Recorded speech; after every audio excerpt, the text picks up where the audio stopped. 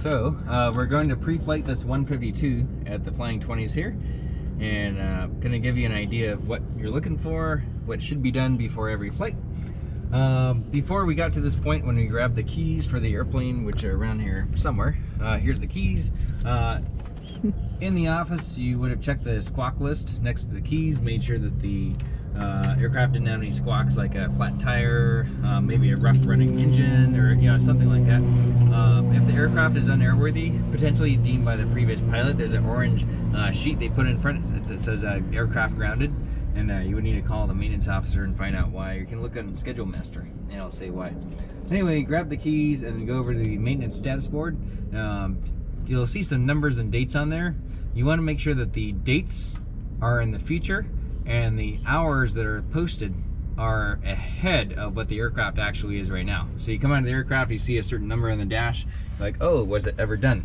I understand we were just in there now, and we had a question about whether or not I think the seat track AD was done. It was 26.18 or something. I see 27.14.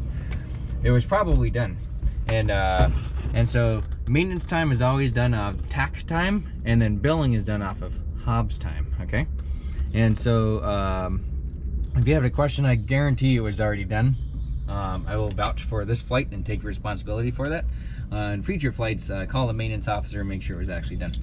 So we've walked over the aircraft, and it's time to do the actual pre-flight.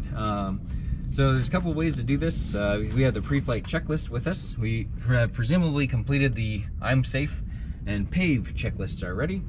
And we come out to the airplane. First things we want to do, the fuel truck's kind of far away.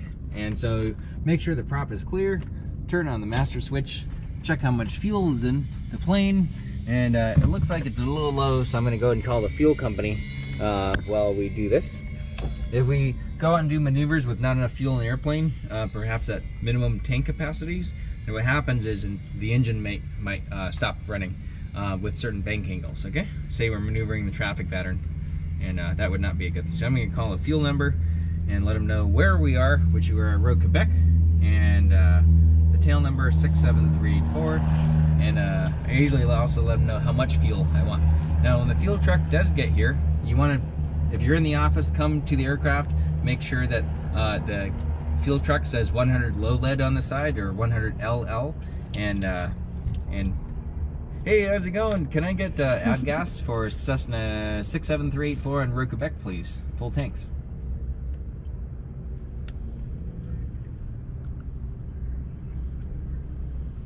All right, thanks, man. Appreciate it. All right, bye. And so we just talked to the fuel company. They're on their way. It's going to take them about 10 to 15 minutes. In the meantime, we can run the pre-flight check. So if you have a lesson, if you know you're coming, if you're going to say fly at noon, a good thing to do is get here a half an hour before the lesson. Pre-flight, check the aircraft, get the fuel, get your weather briefing if you haven't done it already, and kind of take it from there. That way when the instructor gets here, maybe they might be on another flight, they might be, weather delayed out there, whatever's going on. They're coming eventually, you might need an aircraft, and so just get it all ready for the instructor. All right, so now that we at least know that we need fuel, and let's complete the rest of the pre-flight checklist, okay?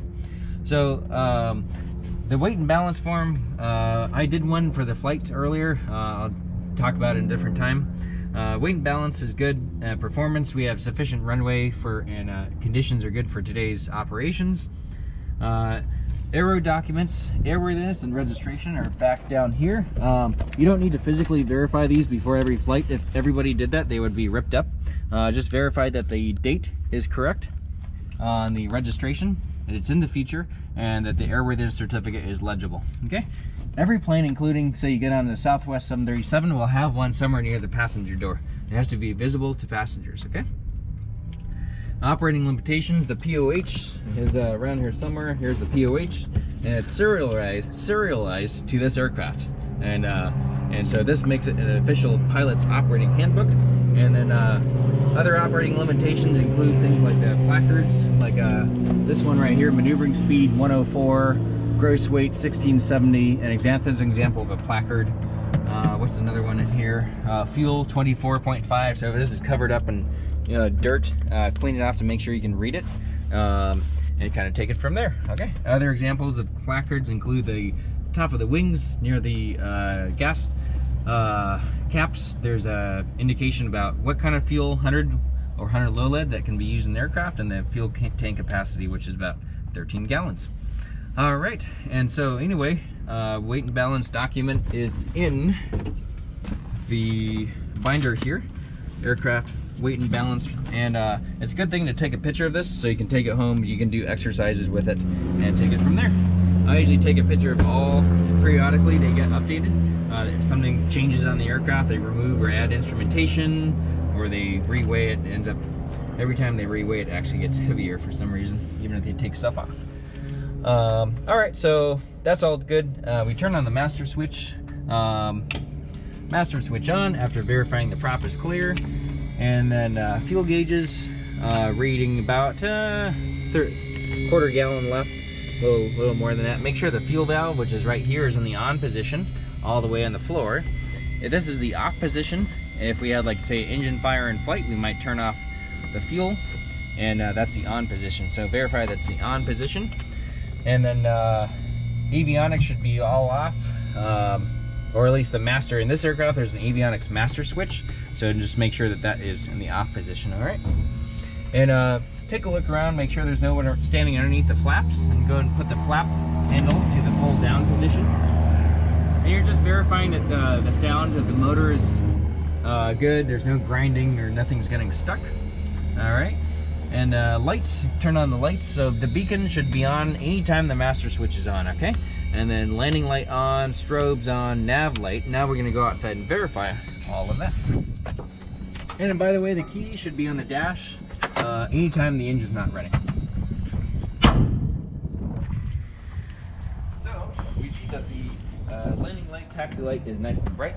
I like to tap the light. Sometimes if there's a loose intermittent electrical connection, it will flicker. So you're just making sure there's a solid connection. Green, right? Just like on boats, a flasher, strobe. And actually, this does have a crack in it. I think it's about to come off. And it is off. So they will need to replace that. They may have gotten hit on the wing tip or something. Over here, there's the navigation light, another one. So the green is the navigation light. This white one is as well. The beacon, it should be on anytime the aircraft is on. And then red left, and the flasher as well. All right, you may be back inside the cabin.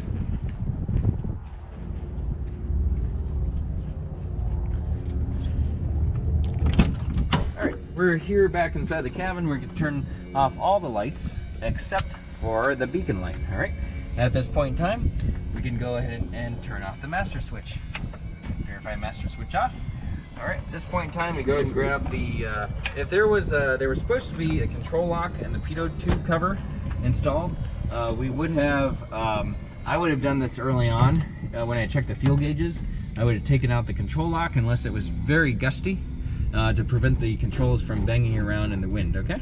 And the pitot tube cover should be taken off. If this is left on the airplane, then we might not get airspeed indication, okay? So we grab the dipstick, grab the fuel cup, and Cessna Preflight starts in the cockpit and then wraps around the aircraft. I'll see in a second.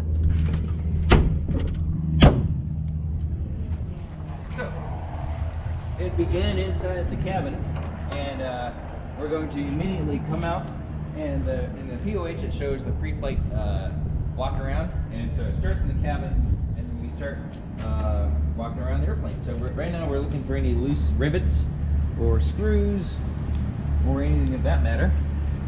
And this is an example of a rivet. If it's popped, you might see a space between the metal, and maybe someone hit the tail or subjected the aircraft to large loads. Okay. There's an inspection panel like this one. Tap it to make sure it's tight. And here we have the horizontal stabilizer. Make sure it's just nice and firm. This will counteract any, it's kind of like a seesaw. So this is pointing down, the force goes down while the main wings pull up, right? So this is a stabilizing force. That's why they call it horizontal stabilizer.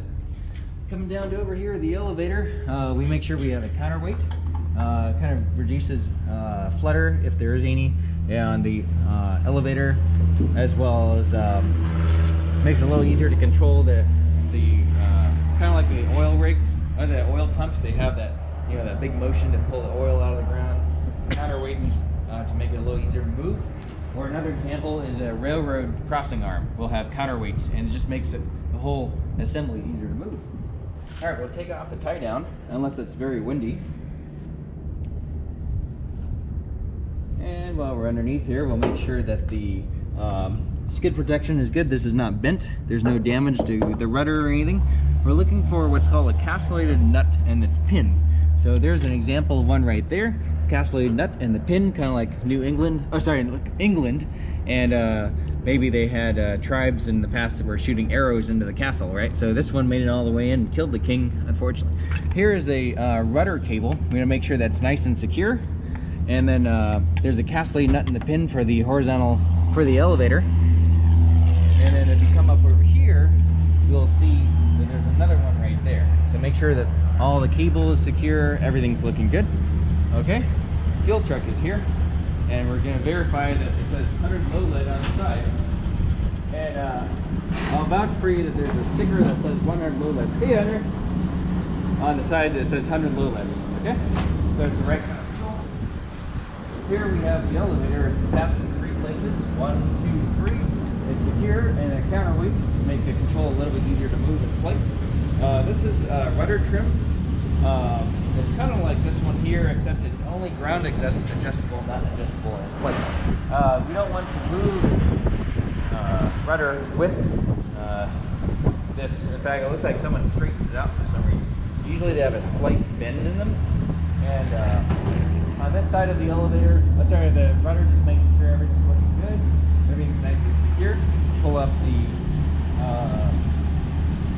elevator, ensure that on the trim right here, this is the trim section of the elevator, and she castellated nut and pin, and over here castellated nut and the pin on the rudder cable. And then one word while the fuel truck is here, if you happen to be pre-flighting and say it shows up, don't turn on the master, don't check the lights, leave all that stuff turned off to prevent risk of starting a fire. In any case, over here we have the other side of the elevator. There's a counterweight right there, inspection panel, or half of one, and inspection panel underneath here, another one here. Just make sure all these screws are nice and tight. There's no popped rivets or any damage. All right. And so here we have the right passenger door, making sure that it closes securely. And by the way, when you go out to flight, make sure that you have your seatbelt web on the inside. Otherwise, this will flap in the wind. It'll kind of scare you initially. You're like, what is that? Make sure that this is secure. Otherwise, this will flap in the wind. Okay? All right, so come up here, push this up into the fuel check valve. Make sure there's no water or any other debris. If you get any avgas on you, wipe it off. It's not good for your skin. All lead that gets into you stays in you. The body doesn't have a way of getting rid of it. All right, so the door looks good. The bottom of the wing, come down here, make sure the tire looks good. I apply a little pressure, make sure its tire pressure is good. Come down here, you'll see that there's a castellated nut and the pin on the side here, and the cap for the valve stem. All right, you can go ahead and put the chocks like this, unless the aircraft is on a slope so it doesn't roll away. And over here on this side, this is the brake rudder. We're making sure that there is sufficient thickness. And then the pads, brake pads, there's enough meat on the pads, and there's no leaks underneath the brake lines, okay? Coming up here, we have the flap assembly for at least the right side of the aircraft. There's these tracks right here. You want to make sure that they're straight and they're not bent. If they're bent, maybe someone put the flaps down above 85 knots and may have bent them. Thank you, Henry. Yeah. And so then we have an actuator. Just make sure that's nice and solid. It might have a little bit of rattle, that's okay. And inspection panel, another inspection panel, another track. Jiggle this up and down, make sure it's good. And there's some lock nuts on here. Just make sure there's a nice and tight. All right, another inspection panel. Coming up over here to the aileron, we see that the There's inside of this assembly, the hinge, there's 4 nuts in the pin, 4 nuts in the pin, and a lock nut for the actuator. Down here, 3 counterweights to reduce flutter and make it a little bit more, little less weight on the controls when you're trying to maneuver. 4 nuts in the pin, and just make sure that the ailerons move in opposite directions. If they move in the same direction, maintenance misrigged the aircraft, and you will have a control problem when you get airborne. Okay, come around to the side, make sure everything's looking good. Come to the tie down, take the tie down off. Unless it's very windy. You can just coil this up here, leave it like that. Alright, and then inspection panel, just make sure the strut, which holds up the wing, is nice and solid. Alright, here we have an air inlet for the cabin vent, and avionics air invent into the back of the panel. This may be open. This is the cabin air vent as well. Right here we have the access door for the engine oil, dipstick, and unscrew it. Be a minimum of 4 ports, maximum of I'd say 7 maximum. Anything more than 6, it's just going to purge out the exhaust and coat the bottom belly of the airplane. Okay, so generally 5 to 6 ports maximum. There's a fuel strainer right here. There's with a pull knob on it. It activates a valve in the fuel strainer area. We can drain off whatever's left, fuel's left in the bowl. Down here, come down here, find the pipe. Insert this inside. Pull on the handle for a couple seconds. Looks good. And we don't see any debris. And we're going to take a look inside. Make sure that there's no animals, birds, nothing looks unusual. Maybe if the previous student pilot that flew it had a nose gear landing, and they may have bent the firewall, which is the firewall is a line that runs along here. The engine and everything is bolted to that, right? And so maybe you see like a large dent in the firewall, and maybe it indicates that someone had a prop string or some other damage, right? And so now you can close this. On the side, by the way, it mentions what kind of oil to use. Just use a 100W oil. It's inside the hanger. And one word about the dipstick: make sure it's not too tight. Just a little bit of tension on it. If it's too tight, then we need a tool to remove it, which means it's too tight. Make sure these screws for the cowling, it's called the cowling, are nice and secure. And while you're working around the prop, mind the prop arc. So your body, you should minimize the amount of time that you cross the prop arc. Okay? Treat it like a live gun. It could go off any time. Alright, so now comes the time to check the fuel for this tank. Somewhere in this area here is the fuel tank, and it's full of gas right now because we just got fuel. So anyway, now there's the moment to climb up on board. There's a handle on the side here. Conveniently, non-aircraft have this or the step. Sometimes you'll have to use a ladder. And so anyway, you put one foot here, one hand here, another hand right here, and you just kind of move your center of gravity up to this area here, stand on one leg, and you'll balance nicely. Sometimes you can put your knee underneath to help stabilize yourself. I've gotten pretty good about holding all this stuff. You'll need the dipstick for sure to measure off how much fuel is in the tank. It works by inserting into the tank until you find the bottom. Put your finger on top and then pull it out. It's just like sampling a drink at a bar. Make sure it's all the way down, and then pull it, read it off, say 12 gallons, and then you know exactly how much is in there. Another word is on the side, it says what kind of aircraft and how many gallon capacity, right? So make sure it's the right dipstick. Maybe someone didn't swap out a 172. All right, let's take a look. So I'm at the top right here. I have the fuel cap in my hand. I have the fuel cap in my hand. It's painted red, and I'm going to go ahead and put the dipstick in, cover the top, and I read off 12 gallons. And you can let go and drain it back in the tank. Go ahead and put the cap back on. Anytime you leave the aircraft, you get distracted for some reason, always make sure you put the caps on. You invariably forget, and that's the day you go fly.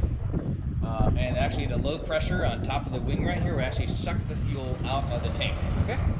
Alright, just make sure the top of the wing looks good. There's no bird's nests or anything.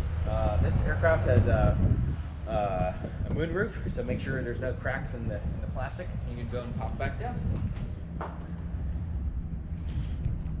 Over here we have the exhaust pipe. I was taught it a couple of different ways. If the engine hasn't been running in a while, you can take your hand and make sure it's nice and tight. If there's a crack in the exhaust, carbon monoxide could enter the cabin. You might get a headache and not feel so good. You also take a stick and tap it, make sure there's a nice ring to it. If there's a dull sound, then maybe there's a crack in it, right? We also have an air filter for the engine. Make sure that it's clean, or at least it's not covered in grass. Over here we also have a castellated nut and the pin. There's a lock nut. This is a shimmy dampener right here. So if you are ever using a shopping cart and the front wheel kind of wobbles back and forth, this nose gear can also do that. And so this shimmy dampener prevents that from happening. Okay, castellated nut and the pin on the axle. Make sure the tire pressure, I use my shoe to make sure that the tire pressure is still good. You can also look in the POH and check the tire pressure, what it should be. If it looks low, there's a pump in the compressor pump in the hangar if you need compressed air. Or you can call maintenance. And then some of the other 152s also have a nut, a castellated nut and a pin on this side as well. Make sure that all this, the hinge, all the nuts are on there, a castellated nut and a pin, and make sure it doesn't look, nothing looks destroyed. All the screws look good. Come up to the front of the prop, run your hand along it, make sure that there's no large cracks or other damage on both sides. This taxiway is littered with rocks, and so invariably it will get some nicks. Maintenance will file those out, polish those out. They do that, not us. There's this is called the spinner, and you want to make sure that there's all the screws are intact. So on top and bottom, take a look inside, make sure there's no wildlife inside. Usually at winter time, birds like to nest inside. And over here we have the alternator. Kind of hard to see, but there's the alternator, and you can pull on that, make sure that belt is nice and tight, and just make sure that you don't move the prop. All right, coming around to the other side of the cowling here, all the screws are looking good on the windshield and the cowling. Avionics air inlet is looking good. This is called the static port. Make sure there's no tape in front of this. If there is, the instruments will read incorrectly when you enter flight. Okay, even rolling down the runway. Come down here, make sure that everything's looking good. You might see a little bit of oil here and there. That will be normal. What you see now is pretty normal. All right, and so over here we have the cabin air inlet for the pilot side, inspection panel, and the pitot tube. Make sure there's no nothing growing inside. At least the cover is off. There's a drain vent on the. It's a little tiny. Make sure there's no tape on that. If there is, then there might be an issue with the measurement displayed on the cockpit. Okay, on the airspeed indicator. All right, now it's time to check the fuel for this side. You can walk around, or I am able to reach without spilling anything. So push up for a couple seconds, allow the fuel to drain in here. Now this is called a GATS jar. This jar has a filter to separate out any water. Okay, so water is denser than fuel and will sink to the bottom. And you're able to drain this out and leave the water behind. If there is any water, wipe it out with a rag. This fuel sample should not be thrown on the ground. It's a $100,000 ticket if you do that. All right, now that I checked the fuel, I see there's no water, no contamination. I'm gonna go pour this stuff back into the tank. So I put my hand here, one foot here, another hand here, and then my last foot here. Here we are with the other fuel cap. It's also red, and it looks nice, brand new. I'm gonna go ahead and pour this in, making sure any water stays inside. And then take the dipstick, insert it, put my finger, read off 12 gallons, let go, put the cap back on, ensure both sides are secure, and there's a last chance to make sure nothing's loose, or there's a couple of inspection panels on top as well. And up here it says fuel 100 low lead, 100 minimum grade fuel, aviation gasoline, capacity 13 gallons. So climb back down. have a tie down for the left side. Remove that from the eyelet. Right here is a fuel vent for the gas tank, okay? And actually both, on this aircraft, the right side has a little vent, and this side, I have to look in the POH to see if it has it as well. I'm pretty sure it doesn't, but it's a vented fuel system. If it plugs up, then you're going to starve the engine of fuel, because it won't be able to flow through the system, right? You're gonna build up a vacuum in the system, right? Anyway, if you get gas in the morning, the gas will be cold and it will have a certain volume. As the fuel, as any liquid or almost any substance on Earth warms up, it expands in volume, and so during the course of the day, if you had full tanks, a couple of hours went by in a ground lesson, you come out of the aircraft, you might see some fuel leaking from the fuel vent. All right. In the front here, we have the stall warning horn. So it's a warning device that goes off about 5 knots before the stall speed in this aircraft. And one way to test that it's working, it's actually just a party reed. You know, like you find a birthday party. It's on a hose, and low pressure will cause a suction over this area and will activate it. Okay. One way to test it is I'll put like a napkin or paper tissue, and then I'll take it from there. I'll suck on that, and then other people are a little more brave than I had enough protein for the day. All right, so just make sure that this strut is nice and good. Come around, make sure the wing doesn't have any damage on it. Wingtip, make sure there's no cracks or holes. If there are any, low pressure could cause it to rip off. And here we have the other aileron. It doesn't hurt to check this side as well to make sure that it moves in the opposite direction. We see that there are 3 counterweights on the bottom here. And then there's the hinge with 4 nuts and a pin. Come down to here, 4 nuts with a pin, and the actuator rod and nut. And then 4 nuts on the pin over here. Over here again we have the flap. Come to make sure the tracks are straight on both of them, and the lock nut is secure, and the inspection panels are secure. And you can wriggle this to make sure it's at least holding on. Okay, come down to make sure the door closes fully. If sometimes there'll be a small gap between the door and the fuselage, that's okay. Now if everything looks a little like crooked, maybe someone had a difficult landing and bent something up, right? All right, coming down to the tire, make sure there's enough tire pressure. Good. You can always verify that with a gauge as well. The pressure is in the POH or on your checklist. Castellated nut and the pin, and the cap for the valve stem. All right. Put the chock like this, and then come over here, make sure that the rotor is in good shape, the pads have enough meat on them. The mechanic knows how much should be on there, so they will replace it. This tire is actually a little worn. There should be a little more meat right here. They usually take it down to the minimum service level for the tire, because they get used a lot. And then there's no leaks out of this side here. All right, one of the last things to check is all the antennas. You will learn in the POH what these antennas do. One of them is transponder. This is an IFR equipped aircraft, so it has a glide slope antenna, which I believe is this one here. And then one of these is going to be for ADS-B and transponder. So there's a couple other fins on the bottom here. Watch your head, and then come around to here. We see these antennas here. That is the VOR navigation antennas. And then over here we have the ELT, emergency locator transmitter beacon antenna. And then on top we have this aircraft has 2 communication radios, and so there's 2 comm antennas. And then finally a GPS antenna puck. And the last thing to do is a final walk around, make sure that it still looks like an airplane. So you're looking at the big picture. Did I remove all the tie downs? Are all the chocks clear?